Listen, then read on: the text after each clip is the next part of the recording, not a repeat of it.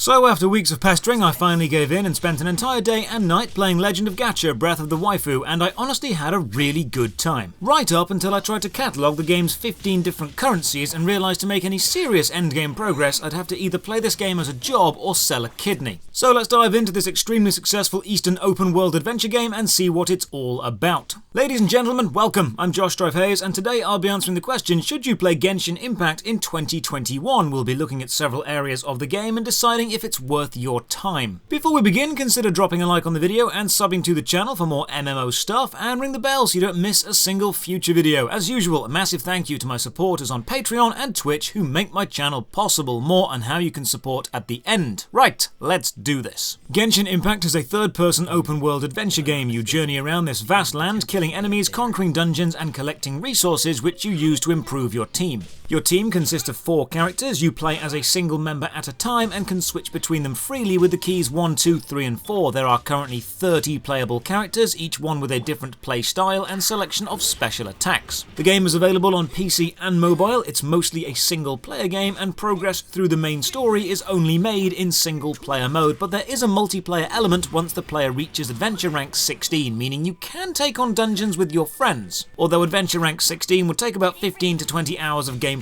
to reach. In this video, I'll be playing on the PC version. The game is free to download and play right now, and there is a vast amount of content available to all players. The overworld is massive, the dungeons and delves are many, but I suppose we should rip this band-aid off quickly. Genshin Impact does feature gacha mechanics. For those unfamiliar, it basically means there's a lucky dip style loot box system, similar to buying packs of players in FIFA Ultimate Team or packs of Magic the Gathering cards. All of the higher tier characters, weapons or accessories are found in packs called wishes. And because the game is legally obligated to tell you the chance of receiving a super rare 5-star drop from any given wish, we can see the chances around 0.6%. I'll go into more detail on the monetization later because it is extensive. So the game starts with you and your sibling hopping around dimensions, but then you try and leave this dimension and nope, some sort of goddess blocks you. So you have a fight, she wins, and you choose which sibling you want to play as. You're then knocked out and wake up on a beach with a small floating childlike entity called Paimon next to you. The overall plot is find your sibling and leave this reality, but that means finding the goddess, and since you're trapped here anyway, you might as well go and solve some local problems. You know the old JRPG joke about how it starts with finding a lost cat and ends with killing a god? Well, they took that as actual design advice here. The floating childlike helper Paimon serves as your guide, and the game's main menu is even called the Paimon menu. The world is inspired by ancient Eastern mythology with shrines to various elemental gods, and the names of most NPCs, including Paimon, Barbatos, and Baal, are being referenced to occult demonology. The graphics are honestly gorgeous. It's a combination of anime overlays and cel-shaded world. All the playable characters have excellent anime-style portraits, and the artwork features on the game homepage is top quality. And the in-game world is a joy to look around. Normally with cel shading, you end up with aggressive black outlines and saturated main colours, but not here. The proportions of the characters are fine, the textures for the landscape are pleasant to look at, and the combat animations, the actual attacks or the flashes and particle effects, are all lovely. Water splashes, fire lashes, and smoke billows. The character model moves around and responds to inputs super quickly, and the gliding controls perfectly. For my time with Genshin Impact, it was a beautiful game to play. The majority of the plot is given to you via fully voiced cutscenes. The voice acting ranges from excellent and believable to teenage angsty anime dub. The mouth movements haven't been synced up to the English lines though at all, so sometimes characters just stare blankly at you while talking, and several times you'll see subtitles and spoken lines don't match up. If you had to explain this game to someone in a single sentence, saying it's Breath of the Wild but with anime girls and gambling is pretty much spot on. While you'll start the game alone, you'll very soon be joined by various NPCs who fill out your party of 4. Left click is a basic attack, right click is dodge, pressing E uses your basic ability, which recharges pretty fast, and pressing Q uses your super ability, which is charged up by using your basic ability. Each character's abilities are based on various elements, and each enemy and some scenery react differently to elemental attacks. The fun in combat is chaining together various elemental attacks and using the terrain to your advantage to win, and honestly, the elemental interaction is great. Your main character is blessed with the power of wind, although they refer to it as Anemo. Then you've got Pyro, Hydro, Cryo, Electro, and Geo, or in English, Fire, Water, Ice, Electricity, and Earth. Because you can switch character in combat, and because these elemental styles all interact, you're able to chain elemental combos together, and your party composition, that's how many characters of a certain element you have, adds powerful passive buffs. So choosing a specific team can actually make a dungeon much easier or much harder. For example, with a balanced team, I was able to use a wind attack to push an enemy back into some water, switch to ice and freeze them because they were in the water, then blast them with electricity and have it be super effective because they were frozen. It's moments like this that make you feel awesome and keep the combat system super enjoyable. You can then use a special elemental vision to see what's around you and what can be interacted with, or pick up traces of magic, because if The Witcher did it, why can't we? Later in the game, you do even need to track down magical footsteps through a city using this vision. The combat system itself is fully action-based. One of the first characters you'll get is Amber, the pyro archer. You can manually aim her bow to imbue the shot with fire, and this lets you burn down thorns or burn enemy shields out of their hands. Then you meet Kaya, who can freeze enemies or pools of water, allowing you to cross dangerous trapped water or stop flamethrowers in dungeons. Then you'll meet the lightning sorceress Lisa, who looks gorgeous but is useless. The enemies all have telegraphed attacks, so a well-timed dodge keeps you alive, and switching quickly between characters is required to burn the tougher fights down, and honestly, it's just really good fun. I enjoy fast-paced combat systems like this. Most of the fights will come from questing, so let's take a look at that. You've got a main quest line of finding your sibling, then individual quest lines for each NPC that joins you, and world quests given to you by random people around town, and then the Adventurers Guild quest that have you searching for treasure or hunting down tough monsters. However, the main quest line is level locked. You need to be the right adventure level to continue it, and your adventure level is increased by finding locations in the world, opening treasure chests, finishing dungeons, or completing NPC plot lines. Raising your adventure level is pretty easy early on in the game when you've got a load of undiscovered overworld treasure chests and dungeons, but as you play it gets quite a bit slower. The quest can see you doing many things, from flying through the sky above the land, shooting lasers at a dragon, hunting down a lost pirate treasure by following some hand-drawn maps, slinking through a long-lost temple, or Metal Gear Soliding your way through the church to steal a magical loot that's needed to summon a dragon and make him feel happy because his sadness is turning him evil and he's crying magical crystal tears all over the land. Look, it's an Asian RPG. You should be expecting quests like this. One absolutely awesome gameplay aspect is the climbing. If it's a vertical surface, you can just climb it. I tested this by climbing up the side of the main castle to reach the roof, and yeah, there's stuff up there. I know this is stolen wholesale from Breath of the Wild, but hey, if it ain't broke, don't fix it. If not questing or fighting, you'll be gathering stuff, and my god, is there a lot of stuff to gather. The fact your standard inventory can hold 2,000 items should be a small clue about how many things you'll be picking up. Weapons, accessories, food, crafting materials, cooking materials, upgrade materials, experience materials. It's basically just all materials, and my god, we will look at the upgrade system soon. For now, let's take cooking.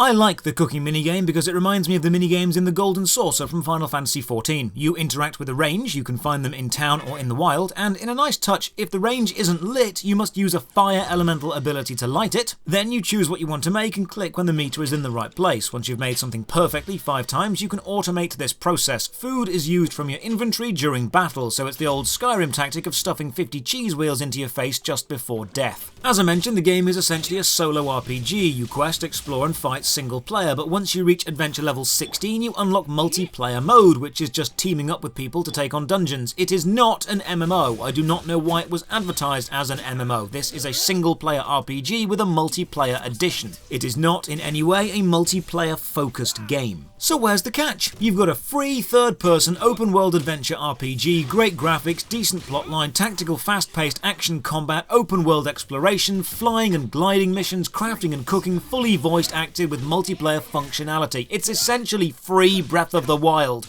Where is the catch? Okay, here we go. Genshin Impact is an extremely well monetized game, almost a predatory monetized game. It uses every psychological trick in the book to hook you in and then slowly charge you. Now, it's vital you understand, I had fun playing this game. I will indeed recommend you download it and give it a go, because the early and mid-game is excellent. But let's examine the reality of what the game will eventually inevitably become if you play it long enough. First of all the powerful characters, weapons, accessories, and upgrade materials can be found in wish packs. That's the game's name for loot boxes, and the chance of you getting anything good is extremely low, less than 1%. To open a wish pack, you spend a premium currency called Intertwined Fate. So let's just have a look at this. It's a proven psychological phenomenon that people spend more money if you convert the currency they understand into another currency, and the more steps in this process, the harder it is to judge the value of what you're buying. So, Genshin Impact has around 15 different currencies,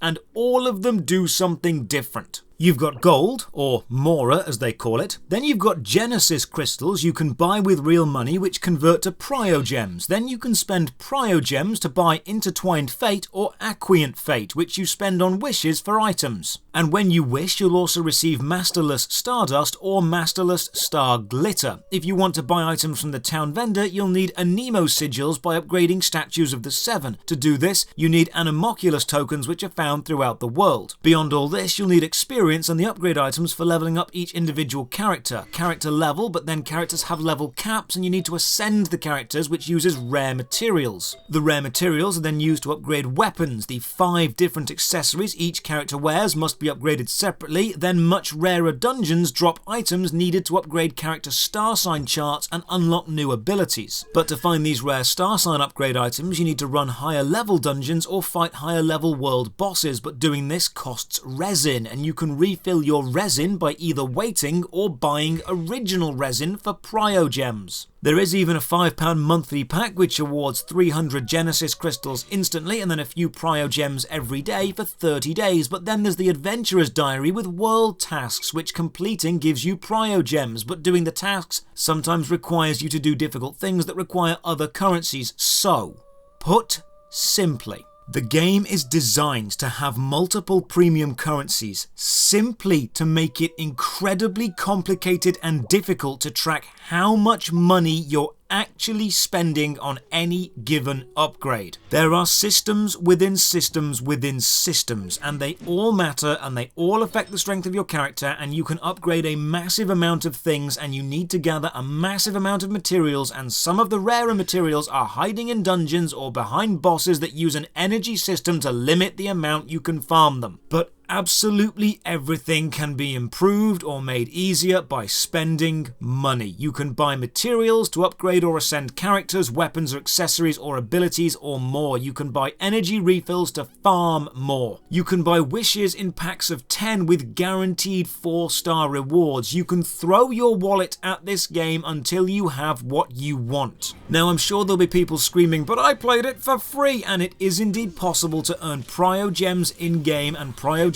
are effectively the most important currency you can get, but it's a very slow process. I did indeed buy some wishes using the Priogems I received from completing some in-game quests, and I got absolute junk in every wish. I used what I got as upgrade fodder for other items. You need to buy so many wishes to get a good item, and then remember, you're not just upgrading a single character, you're upgrading multiple. And while you might be able to play for free and upgrade 1 or 2 to a decent level, it's going to be a serious grind to upgrade a full team or beyond. So knowing the extreme level of monetization that you will eventually bump into, let's wrap this up. Genshin Impact is an excellent adventure game with a slick, nice looking interface, great voice acting, high quality cel shaded anime graphics, and terrific fast paced elemental combat, which relies on you switching between a party of 4 characters, dodging enemy attacks, chaining combo attacks of your own together, and using the terrain to your advantage. It is extremely good fun to explore, run, jump, swim, climb, and glide around in, and has a vast amount of content in quests, cooking,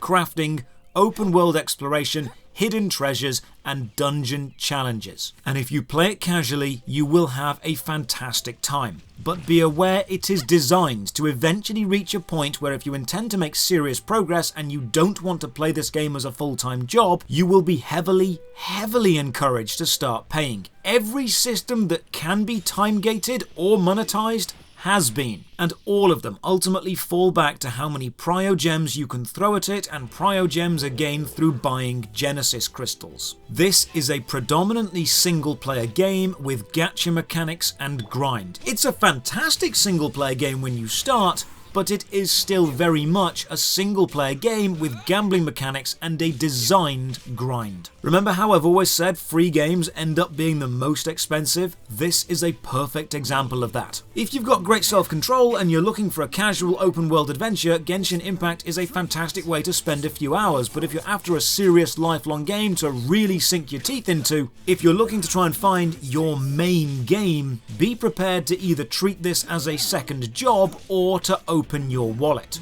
Basically, imagine Legend of Zelda Breath of the Wild and The Witcher 3 had a steamy night of passion inside a casino while watching anime and the bed was just a giant instruction manual for how to monetize a mobile game. This would be the result. As for a rating, Breath of the Wild with anime waifus and gacha mechanics out of 10. Cheers for watching. Let me know in the comments below if you have an opinion on Genshin Impact, and again, thank you to my Patreon supporters and Twitch subs who make this channel possible. You can support the Patreon from only £1 a month. Check the video description for links to the Patreon, Twitch, Twitter, and our Discord. And as always, have a great day.